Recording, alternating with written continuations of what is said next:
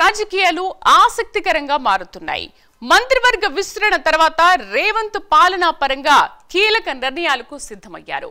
ప్రధాన ప్రతిపక్షం బీఆర్ఎస్ లో వరుసగా చోటు చేసుకుంటున్న పరిణామాలు, కవిత తిరుగుబాటు, కేసీఆర్ కేటీఆర్ విచారణ ఎదుర్కొంటున్న వేళ రేవంత్ రాజకీయంగా తన పట్టును నిరూపించుకోవాలని భావిస్తున్నారు. మంత్రివర్గ భేటీలో సంచలన నిర్ణయానికి సిద్ధమయ్యారు. ఇదే సమయంలో ఆసక్తికర పోరుకు సర్వం సిద్ధమవుతోంది. స్థానిక సంస్థల ఎన్నికల నిర్వహణ దిశగా రేవంత్ ప్రభుత్వం కసరత్తు చేస్తోంది. కొంతకాలంగా స్థానిక సంస్థల ఎన్నికల నిర్వహణ పైన కీలక మంత్రాంగం సాగుతోంది.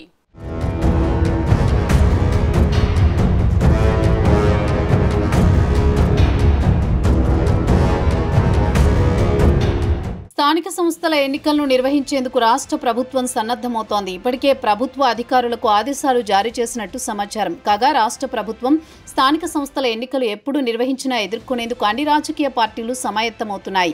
ఇటీవల మున్సిపాలిటీలు, మున్సిపల్ కార్పొరేషన్ల పరిధిలో డీలిమిటేషన్ ప్రక్రియ పూర్తి చేసిన ప్రభుత్వం దాన్ని అధికారికంగా ప్రకటించేందుకు నిర్ణయించింది. మున్సిపాలిటీల్లో వార్డుల పునర్విభజన ప్రక్రియ దాదాపు పూర్తి కావడంతో స్థానిక సంస్థల ఎన్నికలపై దృష్టి సారించాలనే అభిప్రాయానికి ప్రభుత్వం వచ్చినట్లు స్పష్టంగా తెలుస్తోంది. ఇప్పటికే పంచాయతీ ఎన్నికలకు సంబంధించిన ప్రక్రియను ప్రభుత్వం దాదాపుగా పూర్తి చేసింది. ఎన్నికల అధికారులకు శిక్షణా కార్యక్రమాలు పూర్తి కాగా బ్యాలెన్స్ బాక్సులు తదితర సామాగ్రి కూడా జిల్లాలకు చేరుకుంది. ఈ క్రమంలో త్వరలో స్థానిక సంస్థల ఎన్నికల నిర్వహణకు ప్రభుత్వం పూర్తి స్థాయిలో సన్నద్ధమవుతుందని వినిపిస్తోంది. అయితే మున్సిపల్ ఎన్నికలు జరిగిన తర్వాతే పంచాయతీ ఎన్నికలను నిర్వహిస్తారని కూడా మరోవైపు చర్చలు జోరందుకున్నాయి. మొత్తంగా ప్రక్రియలను పూర్తి చేసేందుకు అధికార యంత్రాంగం సిద్ధంగా ఉంది.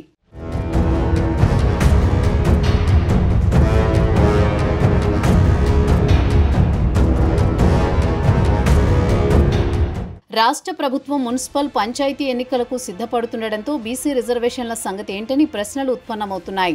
ఇప్పటికే రాష్ట్రంలో బీసీ కులగణన చేపట్టిన తర్వాత రేవంత్ సర్కార్ కేంద్ర ప్రభుత్వం ఆమోదం కోసం ప్రతిపాదనలను పంపింది. బీసీలకు 42% రిజర్వేషన్లు కూడా రాష్ట్ర ప్రభుత్వం ఖరారు చేసింది. అయితే తెలంగాణ ప్రభుత్వం 42% రిజర్వేషన్లను బీసీలకు ప్రతిపాదించినందున అది స్థానిక సంస్థలకు కూడా వర్తిస్తుందా అన్న సందేహాలు తలెత్తుతున్నాయి. ప్రభుత్వాలు 42% రిజర్వేషన్లు బీసీలకు అమలు చేస్తున్నట్లు ప్రకటిస్తే అందుకు పంచాయతీలు, మున్సిపాలిటీల్లోనూ ఆశావహులు సన్నద్ధం కావాల్సి ఉంటుంది. అయితే బీసీ రిజర్వేషన్లపై స్పష్టత ఇచ్చిన తర్వాతే ఎన్నికలకు వెళ్లాలనే డిమాండ్ సైతం వినిపిస్తోంది.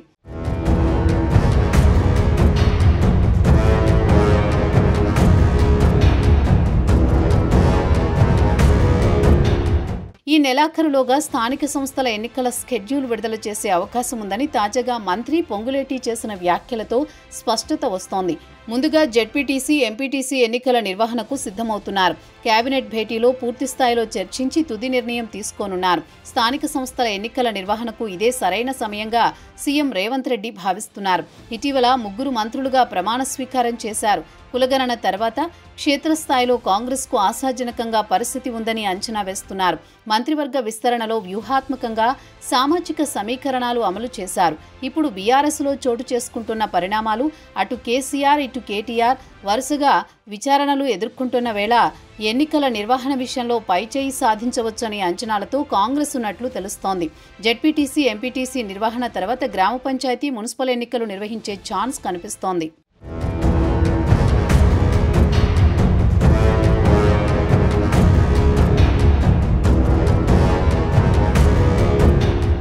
గెలుపుపై ధీమా, అదే సమయంలో రిజర్వేషన్ల ఆధారంగా అభ్యర్థుల ఎంపిక ఉండనుంది. ఇక జూలైలోనే ఎన్నికల నిర్వహణపై స్పష్టత వచ్చే ఛాన్స్ ఉంది.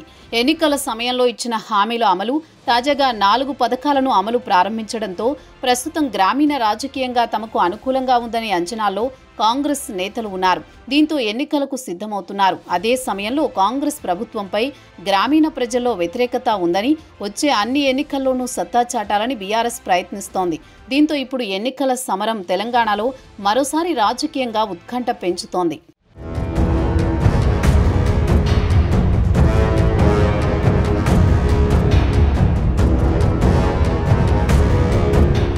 గెలుపుపై ధీమా, అదే సమయంలో రిజర్వేషన్ల ఆధారంగా అభ్యర్థుల ఎంపిక ఉండనుంది.